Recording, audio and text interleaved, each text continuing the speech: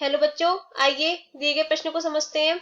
5 millimetre व्यास वाले एक बेलनाकार पाइप से 10 मीटर प्रति मिनट की दर से पानी बहता है। इसके द्वारा 40 सेंटीमीटर आधार का व्यास 24 सेंटीमीटर गहरे शंक्वाकार बर्तन को भरने में लगा समय होगा। तो हमें यहाँ पे चार विकल्प दे रखे हैं: 48 minute 15 second, 52 minute 1 second, 51 minute 12 second तथा 55 मिनट। तो इनमें से कोई एक विकल्प सही होगा। तो आइए इसकी मुख्य अवधारणा पर चर्चा कर लेते हैं। अब मुख्य अवधारणा। तो सबसे पहले हम देखते हैं बेलन के आयतन का सूत्र क्या होता है। बेलन का आयतन बराबर होता है पाई आर स्क्वायर एच, जहां आर क्या होती है, आर है बेलन की त्रिज्या तथा एच बेलन की ऊंचाई या लंबाई। और शंकु के आयतन का सूत्र क्या होता है। शंकु का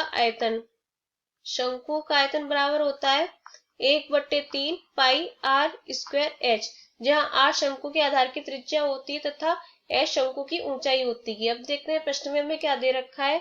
5 मिलीमीटर व्यास वाले गहरे बेलनाकार पाइप से 10 मीटर प्रति मिनट की दर से पानी बहता रहता है। तो यानी कि सबसे पहले हम बेलनाकार पाइप का आयतन ज्ञात करेंगे। यहाँ से तो हमें क्या क्या मापे दी हुई हैं। हमें व्यास दे रखा है, व्यास को हम डी से ले लेते हैं, D1 से ले लेते हैं यहाँ पे बेलन के लिए। तो क्या दे रखा है 5 मिलीमीटर। अब इसको सेंटीमीटर में बदल लेंगे तो 1 सेंटीमीटर में 1 सेंटीमीटर में 10 मिलीमीटर होते हैं। तो क्या हो जाएगा, यहाँ से बराबर हो जाएगा 5/10। तो कितना हो जाएगा 0.5 सेंटीमीटर। ये व्यास आ गया। त्रिज्या निकाल लेंगे। त्रिज्या क्या होती है, व्यास की आधी होती है। तो 0.5/2 बराबर कितनी आ जाएगी 0.25 सेंटीमीटर। और ऊंचाई क्या दे रखी है अथवा लंबाई क्या दे रखी है, एच बराबर दे रखी है। एच बराबर अब यहाँ पे दे रखा है 10 मीटर प्रति मिनट की दर से पानी बहता रहता है। तो यानी कि इसकी जो लंबाई दे रखी है वो 10 मीटर दे रखी है, 10 मीटर। तो इसको भी हम सेंटीमीटर में बदल लेंगे तो क्या हो जाएगा, 1 मीटर में 100 सेंटीमीटर होते हैं। तो कितना हो जाएगा 10 गुणा 100 बराबर 1000 सेंटीमीटर हो जाएगा। 1000 सेंटीमीटर क्या होगा 1000 सेंटीमीटर।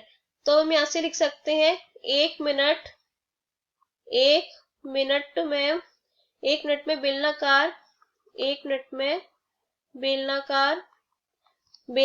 पाइप से बाहर बहने वाले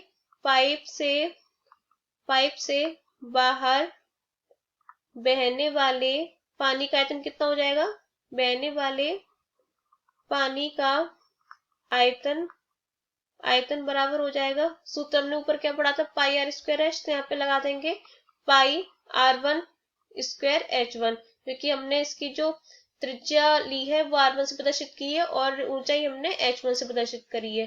तो क्या हो जाएगा, यहाँ पे पाई R और H1 के मान, R1 और H1 के मान रख दीजिए। तो पाई का मान होता है 3.14 गुणा R का मान कितना है 0.25, R का वर्ग है तो इसका वर्ग कर देंगे गुणा H1 का मान 1000।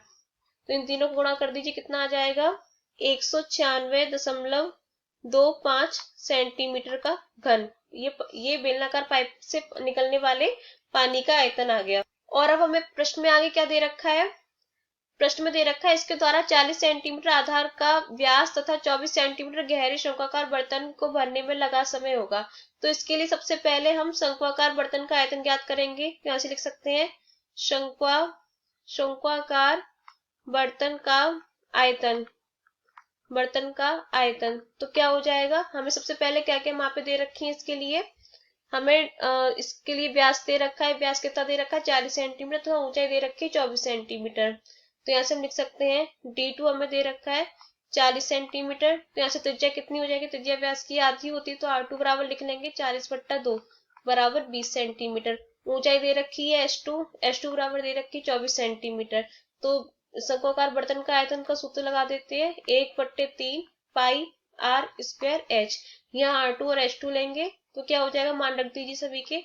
1/3 गुणा 3.14 गुणा R2 का मान कितना है 20 है तो 20 का वर्ग हो जाएगा गुणा H2 का मान कितना है 24। हल कर दीजिए, कितना आ जाएगा, तो हो जाएगा 10,048 सेंटीमीटर का घन। 48 सेंटीमीटर का घन। तो शंक्वाकार बर्तन का आयतन कितना आ गया 10,048। तो अब हम समय निकाल सकते हैं यहाँ से। तो आवश्यक समय क्या हो जाएगा, आवश्यक समय बराबर लिख सकते हैं, इसे हम टी से लिख देते हैं। टी बराबर हो जाएगा शंक्वाकार बर्तन का आयतन, शंक्वाकार बर्तन का आयतन, आयतन बटे में क्या हो जाएगा, बेलनाकार पाइप से बहने वाले पानी का आयतन, दोनों के मान लगा दीजिए, कितने आ जाएंगे। शंक्वाकार बर्तन का आयतन अभी हमने ज्ञात किया है 10,048 है, तो टी बराबर हो जाएगा 10,048 बटे, और बेलनाकार पाइप से बहने वाले पानी का आयतन कितना आया था 196.25, तो इसको हल कर दीजिए, कितना आ जाएगा, टी बराबर आ जाएगा 51.2 मिनट में आ गया। अब इसको खोल के लिख देते कितना हो जाएगा, तो समय बराबर हो जाएगा 51 मिनट, और 0.2 को कैसे लिखेंगे, 1 मिनट में 60 सेकंड होते हैं, तो 0.2 मिनट में कितने होंगे, 0.2 गुणा 60 हो जाएगा, तो बराबर 12 आ जाएगा। तो यहाँ पे लिख सकते हैं 12 सेकंड। ये हमारा उत्तर हो गया। देखते हैं इसमें कौन सा विकल्प सही है, तो इसमें विकल्प सी सही है, तो यहाँ से हम लिख सकते हैं विकल्प सी सत्य है। तो आशा करते हैं आपको ये प्रश्न समझ में आया होगा। धन्यवाद।